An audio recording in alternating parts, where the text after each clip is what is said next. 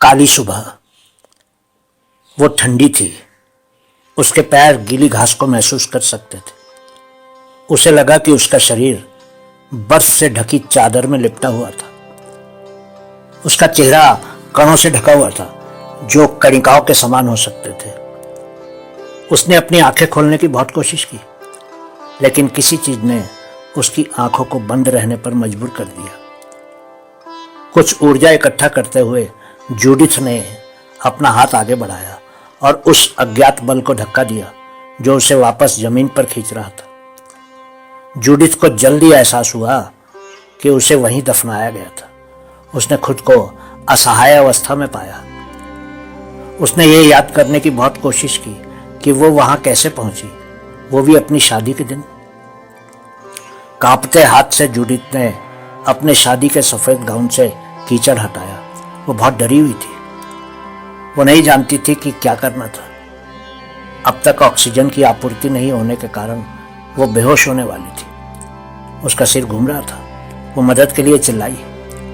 अफसोस की बात है कि उसकी आवाज में इतनी ताकत नहीं थी कि वह जोर से चिल्ला सके। उसने खुद को जमीन पर फेंक दिया और रोने लगी। सुंदर सफेद दुल्हन का गाउन पूरी तरह से गंदगी से लथपथ था। जल्द ही जूडिथ ने परिवेश को पहचान लिया। ये उसके अपने घर का पिछवाड़ा था। उसने तुरंत अपने मंगेतर क्रिस्टोफर को फोन करने के लिए अपना मोबाइल फोन खोजने की उम्मीद में अपना हाथ जमीन पर रखा, लेकिन वो अपने हाथ में मिली गीली मिट्टी को ही पकड़ सकती थी। बहुत सारी चुनौतियों के साथ जूडिथ उठ खड़ी हुई और फिर मदद के लिए चिल्लाई। रात अंधेरी थी, बहुत अंधेरी थी। फिर भी जूडिथ अपने पैरों को अपने घर की ओर धकेलती रही। उसने अपने 25 साल इस इलाके में बिताए थे, इसलिए वह वहां की हर चीज से वाकिफ थी। जूडिथ की मां लीडिया एक नर्स थी और उसके पिता डैन बेकरी का पारिवारिक व्यवसाय चलाते थे। जूडिथ का एक छोटा भाई था जिसने स्नातक के पहले वर्ष में ही कदम रखा था। वो आज दोपहर क्रिस से शादी कर रही थी, हालांकि उसे अभी भी याद नहीं आया कि वह इस परिस्थिति में कैसे आई। उसने परिवार और क्रिस के विचार से उसे डरा दिया, इस आशा ने कि वे सुरक्षित और बिना किसी क्षति के होंगे ने उसे अपने घर की ओर खींचने की शक्ति दी। तभी वो रास्ते में एक पत्थर से टकरा गई और नीचे गिर गई। वो भगवान से दया की भीख मांगने लगी। उसने उठने की पूरी कोशिश की, लेकिन उसके शरीर ने उसका साथ देने से इनकार कर दिया। उसने देखा कि उसने जो सफेद दस्ताने पहने थे वो जगह जगह फटे हुए थे। उसके बाल अस्त व्यस्त लग रहे थे और वो बस अपनी सगाई की अंगूठी को आंसू भरी आंखों से देखती रही।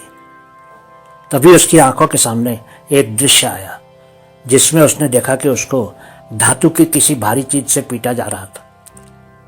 कुछ ही समय में उसने महसूस किया कि वह केवल एक दृश्य नहीं था, बल्कि आज सुबह शादी से पहले की घटना थी। जूडिथ ने उस सुबह की अपनी याद ताजा करने की कोशिश की। उसकी आंखें चमक उठी जब उसने याद किया कि उस पर उस व्यक्ति ने धातु की किसी चीज से प्रहार किया था जिसे उसने अपनी शादी के गहने चुराते हुए पकड़ा था। जब वह अपनी मां लिंडा को फोन करने की कोशिश करने लगी, तब उस आदमी ने उसका फोन छीनकर तोड़ दिया था। जूडिथ तुरंत अपने घर जल्द से जल्द पहुंचना चाहती थी। उसे डर था कि क्या उसका परिवार सुरक्षित था। तभी जूडिथ ने एक वाहन का सायरन सुना। ये एक एम्बुलेंस के सायरन की तरह लग रहा था। वो उठी और कुछ मदद की उम्मीद में आवाज की ओर बढ़ी। जल्दबाजी में जूडिथ का गाउन एक कटीली झाड़ी पर फंस गया। वो किसी तरह खुद को मुक्त करने में सफल रही और फिर से सायरन की आवाज और वाहन की हेडलाइट्स की ओर दौड़ पड़ी। जल्द ही उसके संघर्षों ने परिणाम दिखाए। उसने वैन का पता लगाया। ये एक पुलिस जीप थी और वो उनसे लगभग 70 मीटर दूर थी। जूडिथ ने अपनी आवाज के शीर्ष पर मदद के लिए पुकारा, फिर भी वह उन्हें सुनने के लिए बहुत दूर थी। उसी समय उसने देखा कि क्रिस के साथ वर्दी में कुछ पुलिस कर्मी वैन से उतर रहे थे और अगले कुछ मिनटों में उसने लूडिया और डैन को भी उनके पीछे देखा। जूडिथ अपने माता पिता को देखकर खुशी से झूम उठी। वो क्रिस की तरफ देखकर जोर से चिल्लाई और उनकी ओर दौड़ी।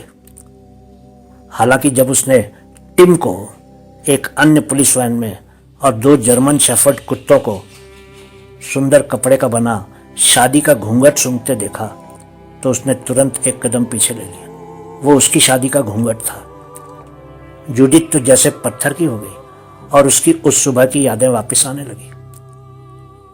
जूडिथ खुश थी। आखिरकार ये उनके बचपन के प्यार क्रिस के साथ उसकी शादी थी। वो लगभग तैयार थी और टिम उसे चर्च ले जाने वाला था।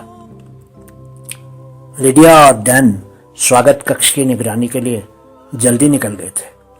जूडिथ अपने कमरे में थी जब उसने अपनी मां के बेडरूम से कुछ अपरिचित आवाज सुनी। ये मानते हुए कि उसकी मां वापस आ गई है, उसने जांच करने के लिए मां के कमरे में कदम रखा और उसने एक व्यक्ति को ग्रे सूट में देखा जो तिजोरी को तोड़ने की कोशिश कर रहा था। जूडिथ ने निर्भीक स्वर में पूछा, वो कौन था? उसके आश्चर्य के लिए वो कोई और नहीं बल्कि उसका भाई टिम था जो उसकी शादी के गहने लूट रहा था। जूडिथ ने उसे रोकने की कोशिश की और वो दोनों आपस में भिड़ गए।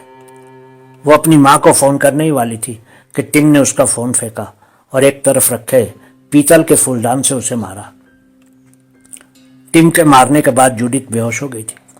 वो अभी भी विश्वास नहीं कर सकी थी कि उसके भाई ने उसे केवल कुछ गहनों के लिए जिंदा दफना दिया था। भौंकने वाले कुत्तों ने उसका ध्यान वर्तमान परिदृश्य की ओर खींचा।